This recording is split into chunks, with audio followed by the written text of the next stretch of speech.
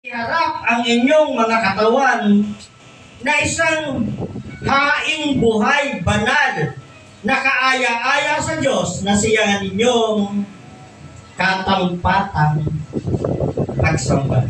Kita nyo na, napakalinaw po. Bago tayo magpatuloy, manalangin muna tayo, tingin natin ang presensya ng Diyos. Ang laki ng Diyos sa pangalan ni Jesus, iniigit po namin Panginoon ang iyong banal na Espiritu na siyang gagabay sa amin sa mga isang narito. Gayun din, Panginoon, sa iyong lingkod na gagamitin, itago mo siya sa iyong kaluwalhatian. Ang iyong mga salita, ang siyang makita sa kalagitnaan nito, at ang iyong kaluwalhatian ang magbigay sa amin ng kaliwanagan. Dakilang Diyos, ito ang aming dalangin sa pangalan ni Jesus. Amen.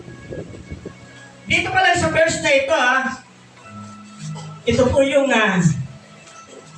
nakauna-unang sinasabi ni Pablo